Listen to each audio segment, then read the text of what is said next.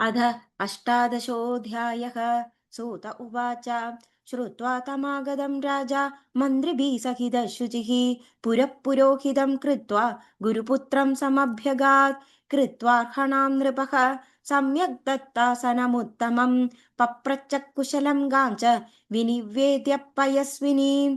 स च तां नृपपूजां वै प्रत्यगृह्णाद्यथा विधि। पप्रच्छ कुशलं राज्ञे स्वं निवेद्य निरामयम्। कृत्वा कुशलसम्प्रश्नम् उपविष्टं सुखासने शुगं व्याससुदं शान्तं पर्यपृच्छद पार्थिवः। किं निमित्तं महाभाग निःस्पृहस्य च मां प्रति जातं ह्यागमनं ब्रूहि कार्यं तन्मुनिसत्तमा। शुक उवाच व्यासेनोक्तो महाराजा कुरुदार परिग्रहं सर्वेषामाश्रमाणां च गृहस्थाश्रम उत्तमः।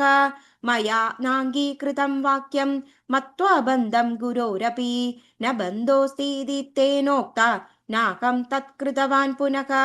इति सन्दिग्धमनसं मत्वा सद्मुनिसत्तमः उवाच वचनं तद्यं मिथिलां गच्छमाशुचः।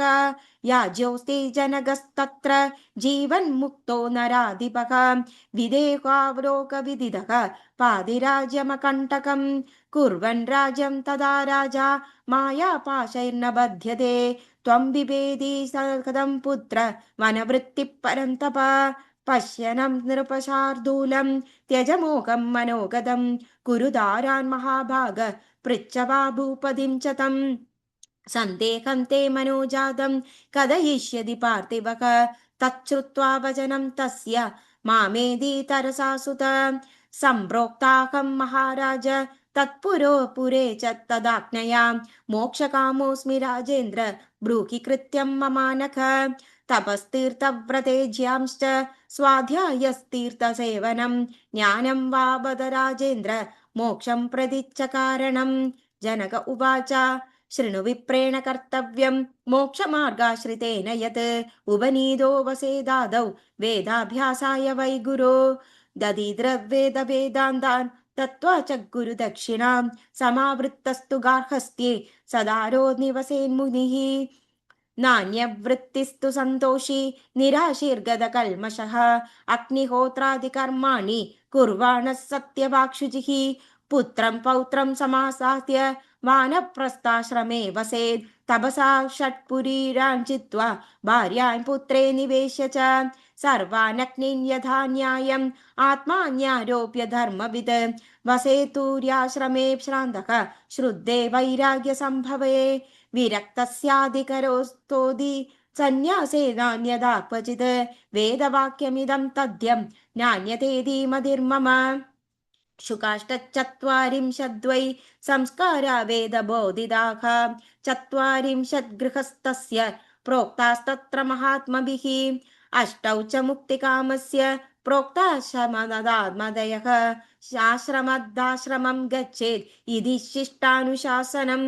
श्रीशुक उवाच उत्पन्ने कृति वैराग्ये ज्ञानविज्ञानसम्भवे अवश्यमेव वत्सव्यम् आश्रमेषु वनेषु वा।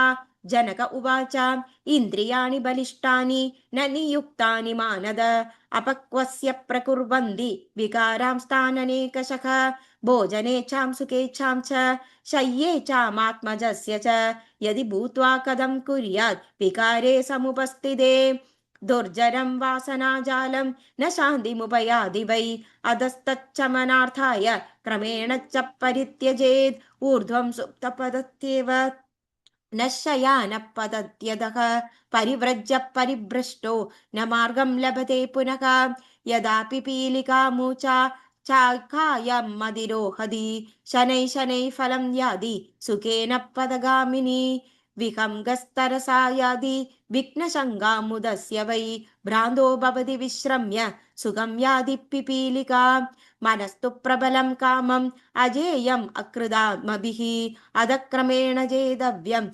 आश्रमानुक्रमेण च गृहस्थाश्रम संस्थोभि शान्तः सुमदितात्मवान् न च हिष्येन तल्लेभात् बलाभे समो भवेत् विहितं कर्म कुर्वाण त्यज्यंश्चिन्तान्वितं च यत् आत्मलाभेन सन्तुष्टो मुच्यते नात्र संशयः। पश्याहं राजसंस्थोऽपि जीवमुक्तो यथा नख विचरामि यथा कामं न मे किञ्चित् प्रजायते। भुञ्जानो विविधान् भोगान् कुर्वन् कार्याण्यानेकशः भविष्यामि यदाहं त्वं तदा मुक्तो भवानक।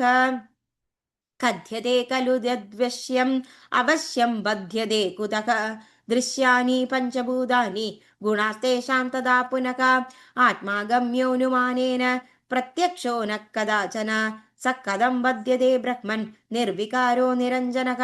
मनस्तु सुखदुःखानां महतां कारणं द्विज जाते नु निर्मले ह्यस्मिन् सर्वं भवति निर्मलं। भ्रमन् सर्वेषु तीर्थेषु स्नात्वा स्नात्वा पुनः पुनः निर्मलं न मनो यावत् तावत् सर्वं निरर्थकं।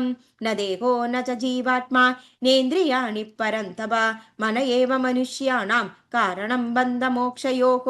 शुद्धो मुक्तः सदैवात्मा न वै बाध्यते कर्हिचित् बन्धमोक्षौ मनस्तं तौ तस्मिन् शान्ते प्रशामृति।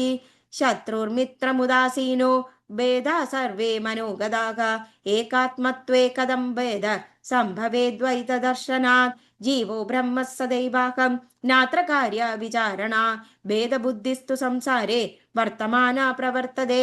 अविद्येयं महाभाग विद्या चैतन्यवर्तनं विद्या विद्ये च विज्ञेये सर्वदैव विचक्षणैः।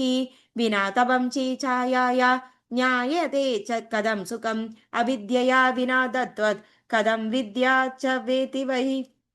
गुणागुणेषु वर्तन्ते भूतानि च तदैव च इन्द्रियाणीन्द्रियार्थेषु को दोषस्तत्र चात्मनः। मर्यादा सर्वरक्षणार्थं कृता वेदेषु सर्वशः अन्यदा धर्मनाशः स्यात् सौगतामानामिवाहनवानः। धर्मनाश विनष्टः स्याद्वर्णाचारोदिनिवर्तितः अधो वेदप्रतिष्ठेन मार्गेण गच्छतां शुभम्। श्रीशुक उवाच सन्देहो वर्तते राजन् अन्न निवर्तति मे क्वचित् भवता कथितं यत्तत् शृण्वतो मे नराधिप।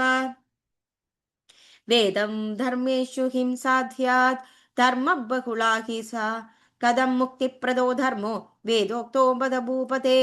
प्रत्यक्षेण त्वनाचारः सोमपानं नराधिप पशूनां हिंसनं तद्वद् भक्षणं चामिषस्य च।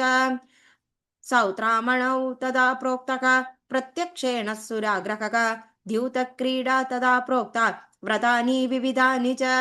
श्रूयते स्म पुरा ह्यासीत् शशबिन्दुर्नृपोत्तमः यज्वा धर्मपरो नित्यं वदान्यः सत्यसङ्गरः।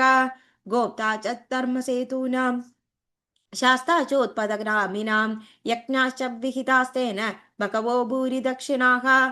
चर्मणां पर्वतो जातो विन्ध्याचलसमः पुनः मेकाम्बुप्लावना जाता नदी चर्मण्वती शुभा। सोऽपि राजा दिवं यातः कीर्तिरस्याचला भुवि एवं धर्मेषु वेदेषु न मे बुद्धिः प्रवर्तते। स्त्रीसङ्गेन सदा भोगे सुखमाप्नोति मानवः अलाभे दुःखमत्यन्तं जीवमुक्तः कथं भवेत्। जनक उवाच हिंसा यज्ञेषु प्रत्यक्षा सा हिंसा प्रकीर्तिता उपाधियोगदो हिंसा नान्यतेति विनिर्णयः।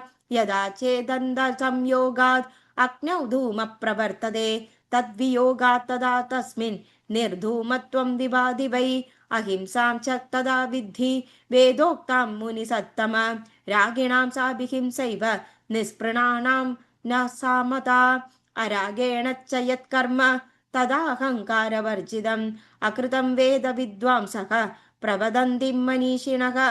गृहस्थानां तु हिंसैव या यज्ञे द्विजसत्तम अरागेण च यत्कर्म तदाहङ्कारवर्जितम् सा हि सैव महाभाग मुमुक्षूणां चिदात्मनाम्। इति श्रीमद्भागवते प्रथमस्कन्धे 18 अध्यायः। Thank you.